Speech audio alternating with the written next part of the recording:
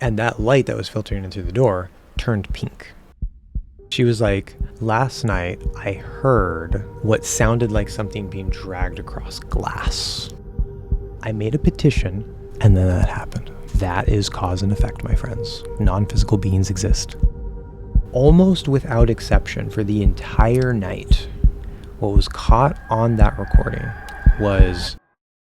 Well, hello, people of the interwebs. Today we're going to talk about my top 3 supernatural paranormal experiences that I've had. There have been plenty more than that, but I thought that this would be a good follow-up to my last video talking about what witchcraft and magic really are and how to get started. Each of these stories are going to get a little bit more intense in terms of their evidence and how they have affected me and my perception of things. So the first one is the old man and the little girl. A group of friends and I were going to spend the night at one of our houses. We went over to another friend's house to get her stuff because she lives near the movie theater and she was going to go with us. Her house, lots of crazy paranormal things always happening there. Things, walking or running, stomping in the attic, things like that. I hadn't been over there for a while. She was telling us about this old man and little girl, how there was like this sort of angry old man sort of presence that, she might even sometimes see on occasion, and you just feel like a lot of this like negative hostility and stuff. And then she would keep seeing like this little girl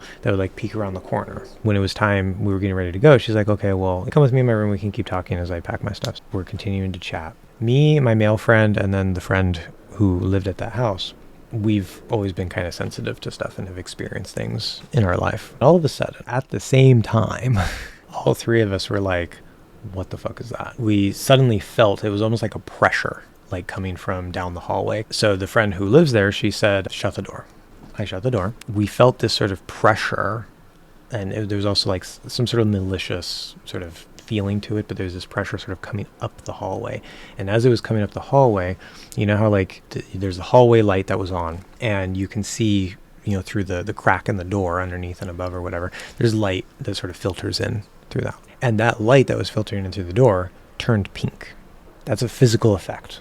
We weren't the only ones who saw this. The other 2 girls who were there, they started getting freaked out because they don't care about this stuff. They don't believe in this stuff. So we're trying to kind of ignore that. She's trying to pack up her things. And then all of a sudden, we get another thing that happens. There was this weird presence. And all of a sudden, we feel this like heat, just like out of nowhere. The way that I describe it, it felt like the Human Torch. The emotion, the attitude, the fact that there was heat. It was sort of like this sort of like cocky superhero, like, yep, I'm here. Don't worry, I'm protecting you. No big deal. Don't worry about that guy, that angry old man outside that's changing the light pink. Should we go back out? Should we open the door? What should we do? The presence with the heat disappeared. We felt the pressure recede in the hallway. We opened the door, and now that we can actually see the hall, not just a little bit light shining through, was not the same as when we went in. It was clearly like slightly pink tinted still. And so we're like, all right, we're going to get the fuck out. We go up the hall. Okay, there's the dining room, the kitchen, front entrance is this way. So we're going from hall through dining room through front entrance. I'm the one in the back. From the dining room to the kitchen, there's this sort of like bar. And if you look over that, right, the oven is on the far side. I looked over there as I was heading towards the front entrance, and I saw it was as if something were like sitting by the lower cupboards on the other end of the bar, and I could see the reflection in the oven. And I was like, what the hell is that? And so I like went over and peeked, and there was nothing there. And then the reflection was gone when I looked again. I mentioned that, and that freaked everybody else out more. And so we just left. The next 2 get a little bit more intense. Let's talk about the haunted mattress and the moving clock, which is one story, by the way. Back when I was in my early 20s and I was house sitting for my grandparents, they were doing sort of a cross-country tour. They needed someone to watch the house, watch the cat and the dog. It was kind of nice. They said, I can sleep in their room. And for the first few nights, I didn't do that because I felt a little bit odd. Then when I finally decided, you know what? Yeah, it's kind of in my head, no big deal. You hear the house creak, this and that, whatever. It's not that big of a deal. I go to lay down. As I'm falling asleep, I get to this sort of liminal point, which the liminal state between sleeping and waking is a very, very important state when it comes to like magic and interaction with non-physical beings and things like that. When I was sort of in that liminal state where you feel like you've kind of like fallen asleep, you're on the edge of falling asleep, but like any little sound will kind of like wake you back up, right? And I was in that state, and then all of a sudden I hear a whisper right next to my ear. And I forget exactly what it said, but it was something like get out or leave. I think it said leave. And it was very angry, very malicious. And I immediately snapped awake when I heard that. And I could feel like an energy, like a negative, malicious energy standing right next to the bed. Like there was some figure just like staring down at me. Couldn't quite see anything, but I could feel it for sure. And there was just this strong, malicious intent of like, get the fuck out of this house. So I did. The next day, I told a friend and I was like, hey, you want to like stay over with me? Because I'm not comfortable and I want to see if like you experience anything like I did. Because she's into that type of stuff too. And so she's like, yeah, cool. That sounds like fun. I was able to sleep pretty well. I wake up and then she was like, oh, by the way, last night I heard what sounded like something being dragged across glass. I don't know what that could be. I sort of looked around. I was like, I don't really see anything out of place. Went into the living room to grab my jacket. The TV's here. They have it on a stand, of course. Underneath the stand, the shelf is glass. And they keep a big clock there, a digital clock. I was very familiar with exactly where that clock was positioned. I had, already been there, several days before, watching the house, watching TV, looking at the clock, whatever. So I knew exactly where it was. Now the animals that particular night, because I didn't want them to mess with anything, I had put them into the laundry room. The animals couldn't have done anything. As I grabbed my jacket, I looked to see the clock. Usually it would be sort of like near the front of the shelf. It was pushed halfway back and it was angled to the side. And then you can say, well, maybe my friend was playing a trick on me. I trust her. I don't think that she would do that. You could say I'm lying about it. Okay, then don't believe me. That's the clock part. Now, I said haunted mattress. You might think that I was talking about the first thing with the thing telling me to leave. Almost. That same mattress, 8 years later or something like that, we moved into a new place, me and same roommate, as well as another roommate. My grandparents at that time, they had decided to upgrade their mattress. So they had that same mattress the whole time. And they're like, hey, we're getting a new mattress.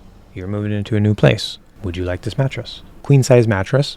The mattress I had was, I think, just a full. So I was like, I would like a queen size mattress. That would be nice. So I take their mattress and immediately regretted it. We moved in and I went to lay down. I wasn't quite going to go to sleep, but I was so tired. I was exhausted. We're moving all day, blah, blah, blah. So I lay down on the bed. I ended up in that liminal state again. I had an experience that most people would consider sleep paralysis, night terrors type thing. I've had several of these experiences, not regularly occurring things necessarily, although since I've gotten into witchcraft, I've had to put up shields and stuff because they're actually becoming a little more common. I thought that I was awake and I'm laying on the mattress and it felt like something, like there was like this like shadowy figure, this malicious shadowy figure that sort of like came into the room, lunged onto me, was like trying to choke me and was attacking me and stuff. And my body felt heavy. I felt like it was hard to move my body, but I thought I was awake and I'm trying to flail around and I'm trying to like get this thing off me, but it's like shadowy, like I can't do anything to it.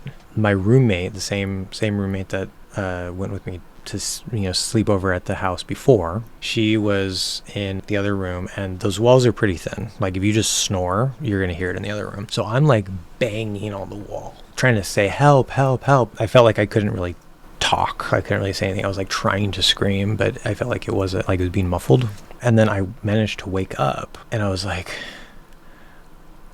what just happened? And I went into her room and I was like, did you hear me banging on the wall? And she's like, no, you weren't making any noise. And so that's when I realized that I wasn't awake. Tried to ignore it, tried to go to sleep. Same thing happened again. And I was like, okay, screw this. I need to sleep tonight. So I'm just going to sleep in my friend's room. But I decided, what if I just leave my computer on, turn on Audacity, hit the record button and just let it record all night. So that's what I did. Closed the door behind me, went to sleep in the other room. Next day, as soon as I went in the room, I immediately felt tension and pressure and whatever. You could say that's psychological. I decided to listen back to the recording. I didn't save it, which is, very convenient, but there's reasons why I didn't save it. I felt like something sort of got captured in it. I felt very uncomfortable keeping that digital file on my computer, but something very interesting was caught. There were a couple little pieces here and there that actually kind of sounded like an EVP, like something was trying to say something. It was hard to make out, but that's not the interesting thing. That's not the scary thing. Almost without exception, for the entire night, what was caught on that recording was doo, doo, doo, doo, doo, doo. Exactly that tempo. 1, 2, 3 space 1, 2, 3. Almost the entire night without stopping. Why would it do it so rhythmically? Why would it be repeated throughout pretty much the entire night? Almost 8 hours worth of a recording. There was a couple periods here and there, never longer than maybe 20 or 30 minutes. Explain that to me. I kept getting attacked by this thing, whatever it was. I tried to ignore it. I tried to say, oh, grow up, blah, blah, blah, this and that, whatever. It's in your head. Kept getting attacked. Could not sleep. I decided that I had to get rid of it. Problem went away. Now, the last and most intense story, by far, in my opinion, the water being, for lack of a better term. As I've gotten more and more into witchcraft and exploring different things that maybe I didn't really, care much about before, like astrology or, getting a little deeper into tarot, exploring like deity work. There was a lot of synchronicity happening, a lot of Artemis, the goddess, popping up. Even before I realized that was her, I got to a point where I was like, I could like sort of create my own little pantheon. And I know that's gonna be controversial because some people are like, oh, like gods choose you, you don't choose gods, blah blah blah, whatever. But I'm kind of going off of like feeling and what I vibe with, right? I just thought it would be kind of cool, like, because there's there's like the pentacle, and then if I had like my own little pantheon of gods that I sort of vibed with and was sort of like felt attracted to energetically or psychologically, that I could create this sort of little mini pantheon for myself. So what I did was I had a different candle, different colors for each element, and I arranged it in a star pattern. So like green is Artemis, and then the black one, which I put in the center for void, I put that for Hekate. I know there's different ways to pronounce that. I'm probably saying it wrong, but for fire, there's Hestia, because I was getting some synchronicities. She was popping up as well. For air, Athena, she was popping up a lot. For the spirit, or sort of the light, I was thinking, well, I could do like Apollo. For various reasons, I won't go into it. So they all tend to be Greek, and they almost are all female. And then when I got to the water one, I realized, I've never really had much of a connection with the water element. I'm definitely more of like an earth-based element. I'm a Virgo too on top of that. I've always been kind of disconnected from water, and that's also actually very interesting because within witchcraft, water is generally tied to emotion, like your mental state and stuff. As someone who is trans and who didn't realize that or I didn't start waking up to that fact, because I was highly repressed until about 27, 28 or so. 35, almost 2 years ago now, I finally realized and accepted, yes, I am trans. Coming with that is a bunch of mental and emotional resources that I didn't have access to before. They were buried with the repression because a core part of myself was just not accessible. And so since opening that up, it's easier for me to express emotion. It's easier for me to feel emotion. I have a wider range of emotion. Now that I'm sort of running on the right fuel and I've healed from some trauma and I've unlocked that core part of myself that was buried, it makes sense that in the past I didn't have much access to that water element being related to emotions and mental states because I was so repressed. Back to the paranormal story, I was like, you know what? I guess I need to find a water deity. All of the other ones, it's not just like I was trying to pick them. Again, I felt like, what did I vibe with? Like, I don't know how to explain it, but it's like, it felt like there was some sort of affinity in some sense to the deities I was choosing. For water, I was like, well, there's Poseidon. I don't really jive with Poseidon. I took the blue candle that represented the water. I put it front and center, detached it from the star, and I put a seashell in front of it. And I made a petition.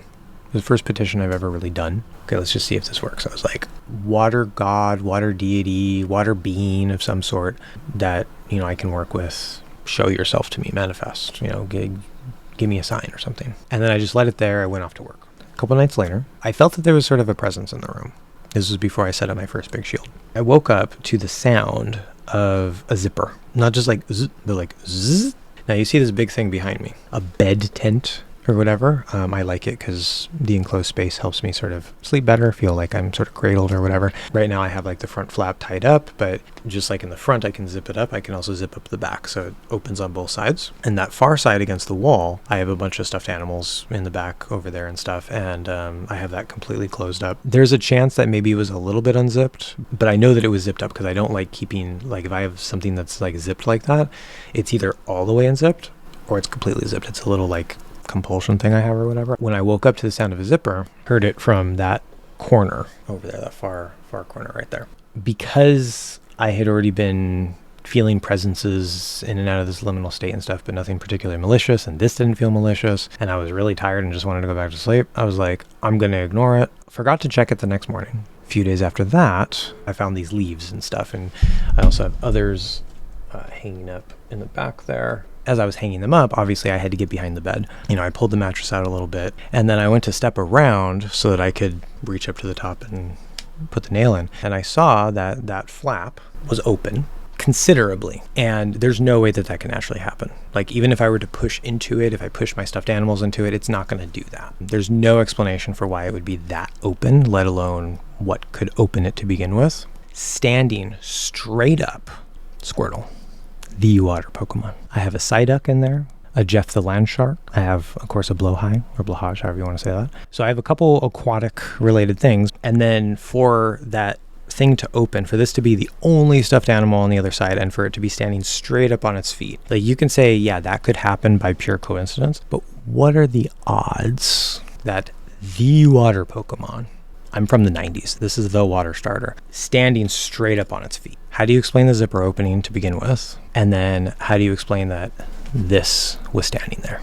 I made a petition to a water entity, and then that happened. That is cause and effect, my friends. Non-physical beings exist. What are some weird and creepy things that have happened to you? Keep rising and shine your light. The world needs you.